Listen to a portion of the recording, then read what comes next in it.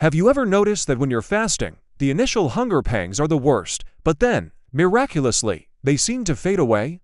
It's a strange paradox. The longer you go without food, the less hungry you feel. What's the science behind this phenomenon? It's not just your willpower getting stronger, it's a fascinating interplay of hormones and your body's ancient survival mechanisms kicking into gear. We often think of hunger as a simple sign that our stomach is empty, but it's a far more complex process controlled by our brain and a cascade of hormonal signals.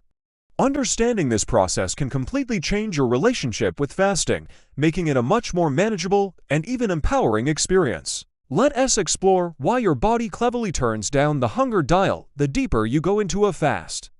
The initial stages of a fast are often the most challenging because your body is still running on its usual schedule, expecting glucose for energy. The primary hormone driving this expectation is ghrelin, often called the hunger hormone. Ghrelin is produced in the stomach, and its levels rise and fall in a rhythmic pattern, typically peaking around your usual meal times.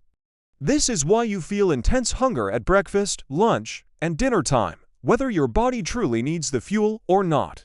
It's a conditioned response, a habit your body has learned. When you first start fasting and skip a meal, your ghrelin levels spike as scheduled, sending powerful signals to your brain that it's time to eat.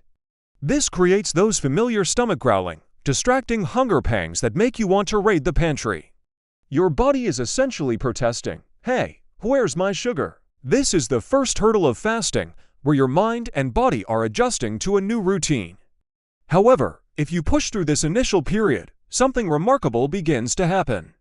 After about 2 to 3 days of fasting, the intense, rhythmic hunger pangs start to diminish significantly. This is because your body realizes that no glucose is coming, and it needs to switch to a more sustainable, internal fuel source.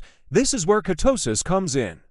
Your liver begins to break down stored fat into molecules called ketones, which can be used by your brain and body for energy. This metabolic shift is a game changer for hunger. Ketones themselves have been shown to have an appetite-suppressing effect. They directly influence the hypothalamus, the part of your brain that regulates hunger, telling it that you have a plentiful supply of energy available. Your brain, now happily running on ketones, no longer feels the urgent need for glucose, and as a result, it dials down the hunger signals. Furthermore, the production of ghrelin changes dramatically.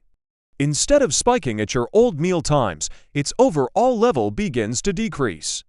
Your body breaks its old meal-timed rhythm.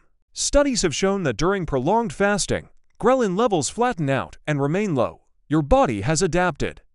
It understands that it is now operating in a different metabolic state and that the constant signaling for food is inefficient.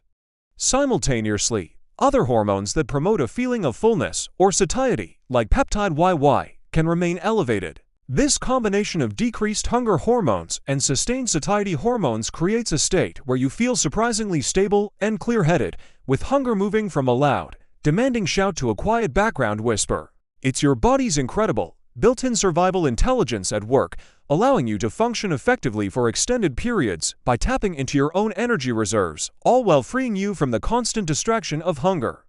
If you found this look into the science of fasting hunger helpful, don't forget to like this video and subscribe to the channel for more deep dives into how your body works.